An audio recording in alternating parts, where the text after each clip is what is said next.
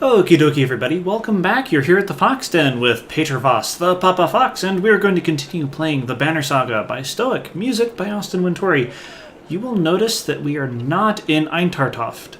The reason for that is I tried to record the previous episode, and there was a little bit of a glitch at the end that could have been solved with some video editing, but alas, I do not have video editing software yet, so had to can the video, and that really broke my heart. But not too much has been left out.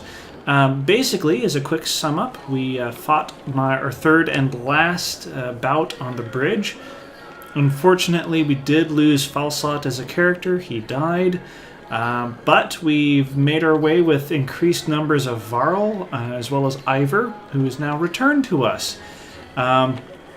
So there we go. So let's go ahead and continue on our way. Oh, we bought a whole buttload of supplies. So there we go.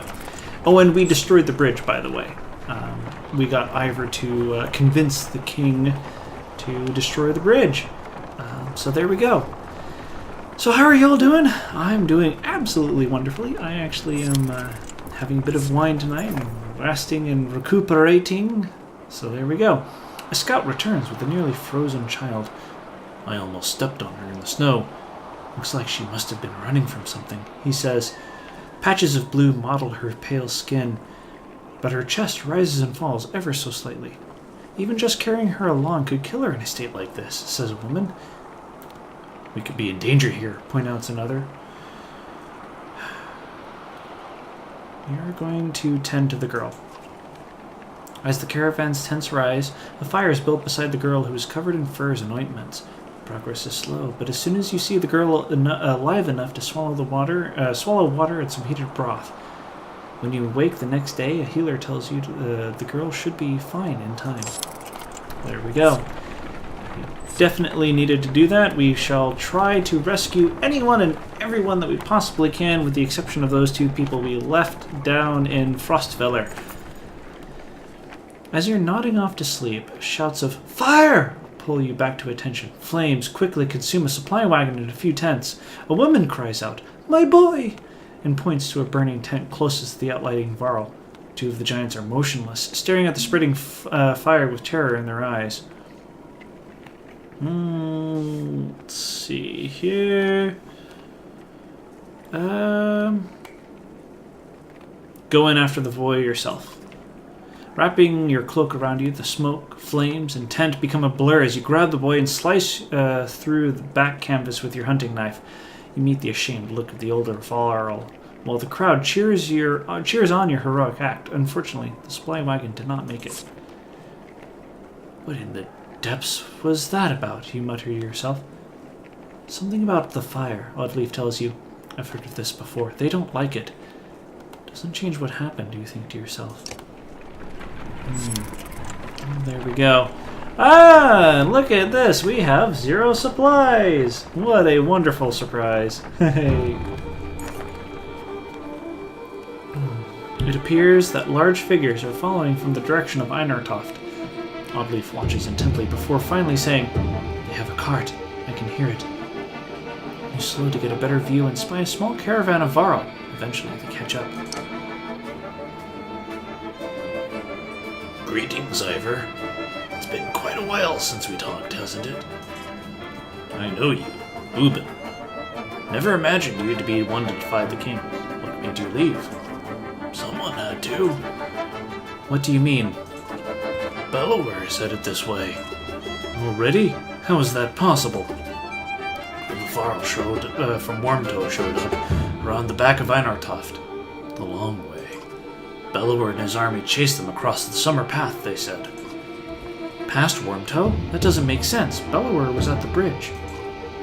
He must have doubled back after that serpent appeared. While we fought on the bridge, he left half his forces around to approach Einartoft from behind. The attack on the bridge was a feint?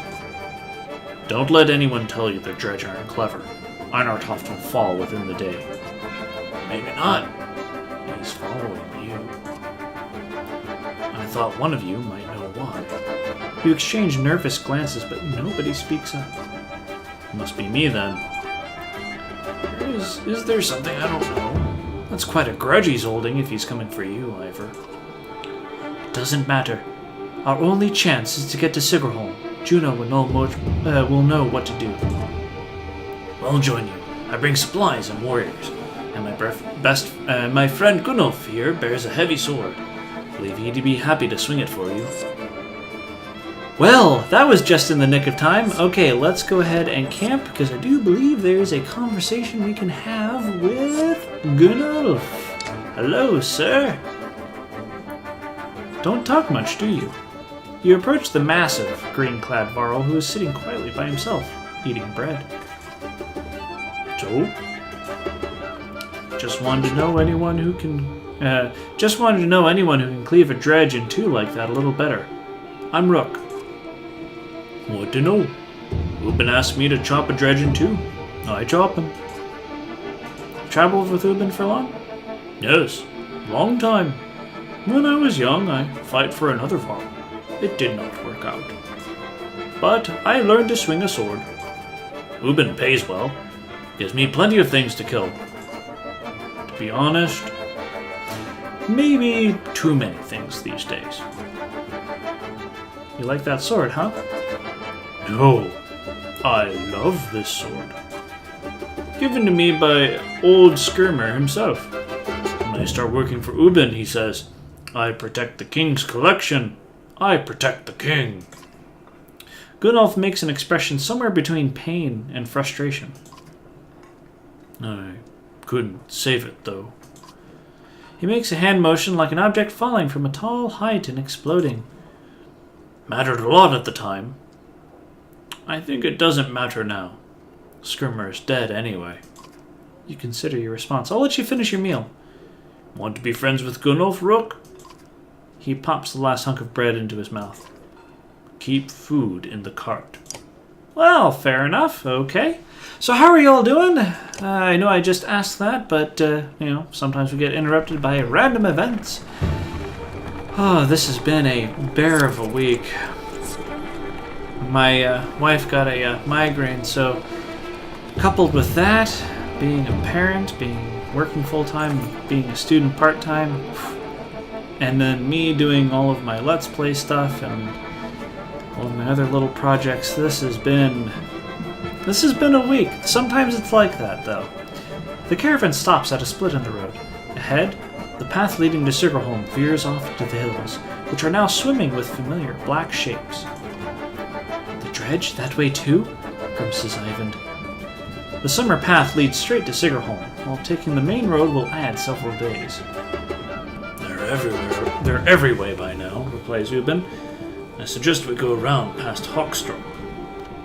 We're not going to send scouts. No, we are, just because. You send 2 scouts, only 1 returns. I'll put it this way, he says. We're not getting through that way. It's like they're emerging from the rock itself. We're going to take the main road. We have the supplies. I hate to say it, you tell Eyvind, but I'm not willing to walk into swarms of dredge anymore. Juno will have to wait. We turn toward the long road around Hawkstorp instead, hoping you've saved lives in the process. Take a sip of wine.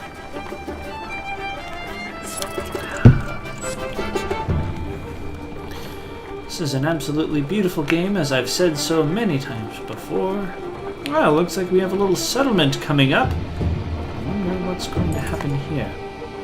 You notice most of the Varl pacing while others sleep. Their brief conversations with each other, and other clansmen grow shorter and sharper. Go away! Roars one Varl at a young girl asking him too many questions. All the clansmen stop and stare.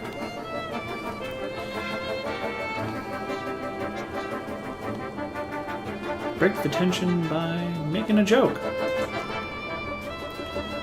I think you just ruined her dream of marrying a Varl boy, you say, timing your smile just right. The giant grins, then throws back his head with a booming laughter. Other Varl join in the mirth, and the caravan feels a bit uplifted for it. The giant explains, We live in the north for its space. Endless miles of snow, ice, mountains, fields, space to be alone. I Here, there's no such time for such things. Or there's no time for such things. Understanding slowly trickles through the caravan, relieving some of the tension. I want to take a quick, short minute. So basically what I do on my Twitter is I make terrible jokes. And humor has... It's like any tool. It has the remarkable ability to draw people together, to make things a bit more friendly and a bit more bright, and make things a little bit more inviting to people. But it can also... You can use it to twist the knife and hurt people. And I try my best to not do that. And this is an example of humor being used in a way to relieve some of the tension, but hopefully open up a dialogue between people. It depends on the context, of course, and the context is the most important thing ever, and listening to the people who are affected by the humor the most is probably the key thing for making a good joke.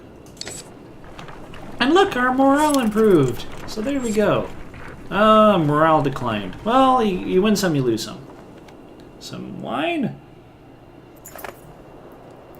You enter a village of miners who want to know what has been happening recently between the rumblings of the quake and the sightings of Dredge in the distance. As you look around, you see a lot of elderly and children, and know that these people will only be more mouths to feed. We need to get everyone out. Encourage them to join you. You make a convincing argument about leaving town before the Dredge sweep through, and do a fair job of convincing everyone to be completely terrified. They start packing. It remains to be seen whether you can keep them as safe as you say. Okay. Let's go ahead. I do believe we have some... there we go. We have some upgrades. Let's go ahead and get Alette. Continue. Yes, thank you. Exertion. And we definitely want to get her strength up. We don't need to worry too much about armor because I try to keep our archers not as exposed as I would like. We definitely want to upgrade Ivor. Oh, we already have promotion things for him, so there's that.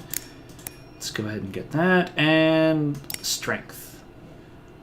Confirm. Promote. Yes, thank you. Confirm. Now, we definitely... Let's go ahead and actually get his armor up, actually, because that'll be useful. Okay. Now we're going to spend every little last bit that we have on supplies. I know they have stuff here, but it is what it is. 30 supplies, yes. Days worth 6. Good. Now let's leave. We are not going to rest, we are just going to continue on.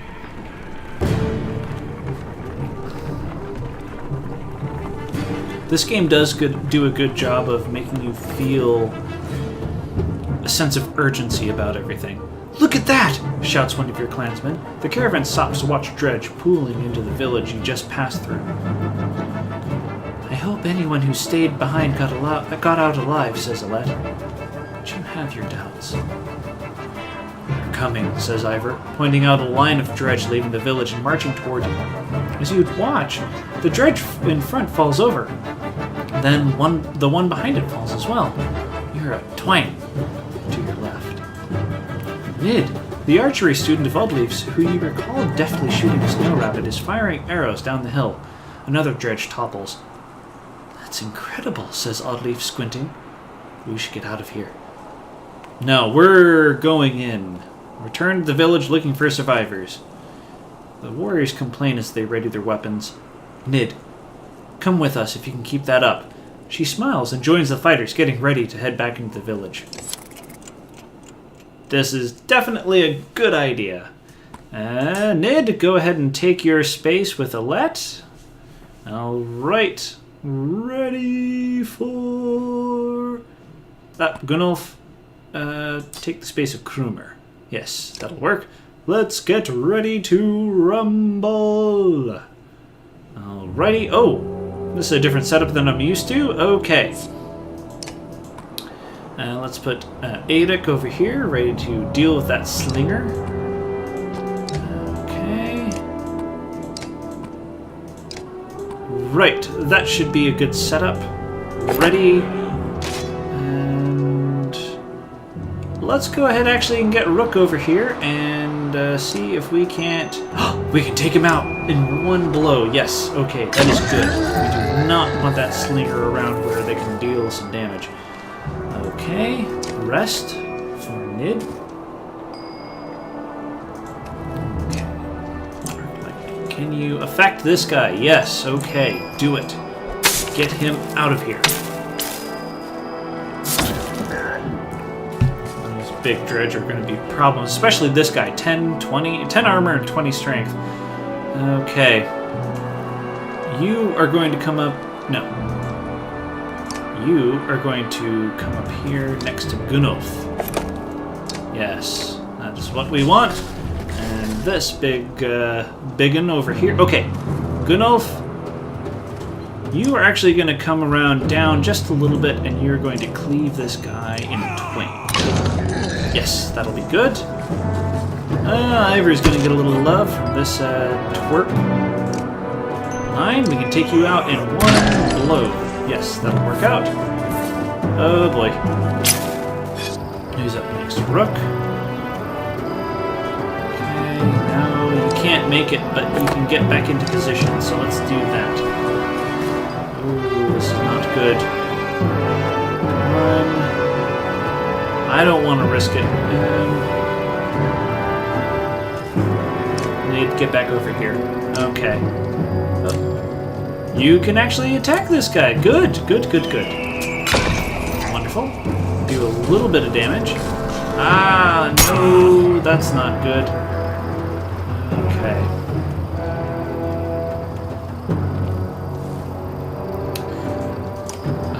Okay, Ivan. Let's see what you can do. This is going to be a Hail Mary. Oh, come on, take him out. If he's vibrating his sword like that, so to speak. It's not going to be good. Oh, right. Okay, good. Oh, no, not good. Not good at all. Adek, come back up here. Crack his armor, if you can. There goes Ivor. Oh, no, no. Ivor is not down. Okay. Crack him open. There we go. That's useful. Ah, now that guy's deciding to have some fun. Okay, 3. Crack the armor. Thank you. Oh, there goes Ivor. Okay. Let's go up here. Armor, yes. Ah, well, there we go. Okay, cool. Why not? You... Crack this guy's armor. Yes, that'll work. That'll work nicely. This little guy. Okay. Ivan, retreat. And let's go ahead and get some arced lightning on 10, 9... This guy. Max level, please. Thank you. That'll work. Great. Oh, and that dealt some nice splash damage on this guy. Okay. Just keep on cracking that armor. Any little bit helps. Oh, you Gunnulf. Man. Yes. Okay. Smash that guy right in this face. Okay. Oh, Rook. Yes, you can take the commander out in one swoop. That is a technical term. Ha ha ha, Adek, you just know what to do here. Okay, crack the armor. Let's see if we can... Nope, okay, so we'll go ahead and rest Ivan. Good, yes, okay. Yes, there we go, and Gunnulf has cracked him open. There we go. Well, that was quite a good fight. Your renown grows.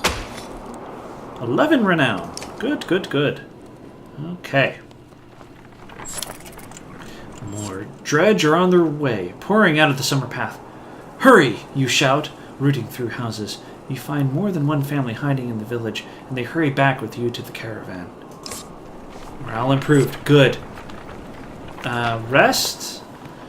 Oh, we can talk with Nid. Let's go ahead and do that then. I don't know if we've ever spoken. I'm Nid. You're Rook, I know. We've actually been traveling together for a long time. Isn't it strange how you can be so close to people and not know them? Every day I pass people I swear I've never seen before. I wanted to thank you for letting me join you.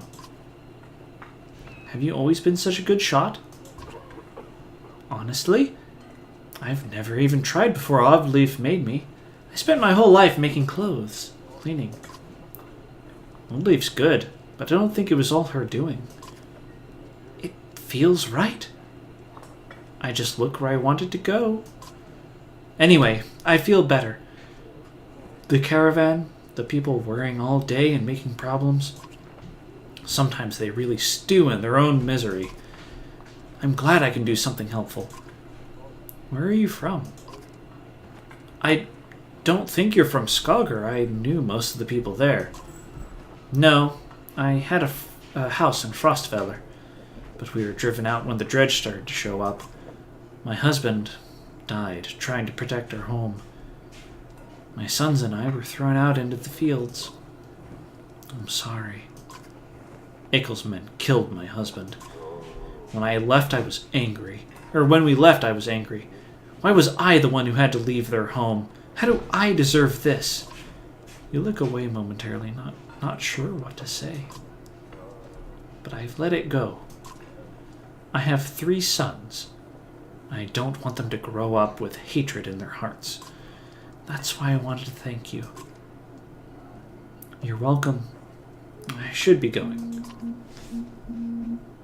Don't think anything of it. We all have our own problems to deal with. Let me know if you need me to put an arrow in something. She returns to her tent where her boys are waiting for her. Okay, let's leave so we can get the save done. Alrighty, well, we're going to call that an end to the episode. If you've enjoyed, go ahead and hit that like button or give me some feedback if you prefer. Of course, if you enjoy my other work, then a subscription to the channel would also be most amazing. As always, it's great to see you all here at the Fox Inn. I hope you come back next time and pull up a chair for some more Banner Saga. Alrighty, y'all take care now. Bye.